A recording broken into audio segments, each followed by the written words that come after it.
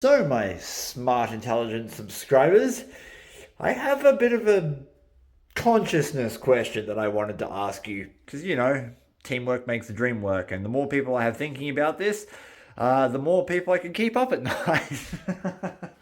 I have a question. I have a question regarding consciousness. So, sit with me.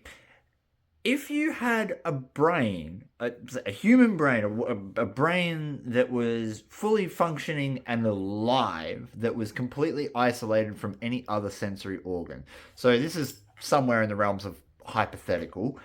If we grew a human brain and we had it connected so it was firing its neurons, it developed the same as it would develop in a womb, but it was removed from any human contact and it had nothing else around it. So there's no skull, no eyes, no hands, no way to smell, touch, see, hear.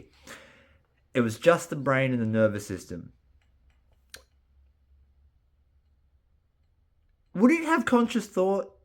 I mean, obviously, it's not going to have language. It's not going to have the same kind of thought process as you or I because we have lived through experience. We are a product of our experiences. So every day I wake up and things happen to me. Even when I'm asleep, things happen to me and I get sensory input from that. Now, if the human brain is the center of consciousness, which is what we hypothesize, right? That it seems to be brain function stops, your consciousness stops. So if the human brain is the center of consciousness, or at least where consciousness lives, is that brain going to be conscious? So if it's grown but it's isolated, is it conscious? And then if it's conscious, how does it think? Like what's the thought pattern there? Because if we look at it from an evolutionary standpoint, all of our brain's hardwiring is to do with survival. It's to do with hunger, sex drive, the alertness to danger, so aggression, things like that. All of those are designed to keep us safe from other humans, other predators, disease, things like that.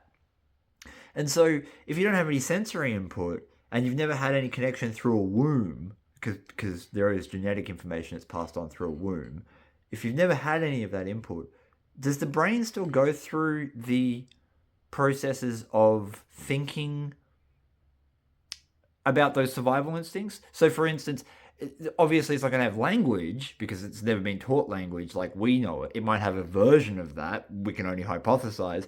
But the wiring, for example, to be afraid of the dark is still there. The wiring of that is still there. So if the wiring is still there and it's isolated and we hooked it up to say like an fMRI scanner, would we see that brain give off signals of fear? And then I question whether or not like there's evidence that suggests that putting plants in different environments has different net outcomes, even though they don't have any like auditory organs that we know of. So if we talk to the brain,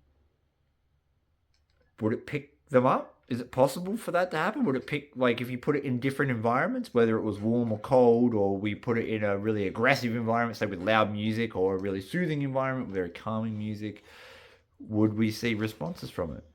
Anyway, so that's what's kept me up tonight. I'd love to hear your opinions on that.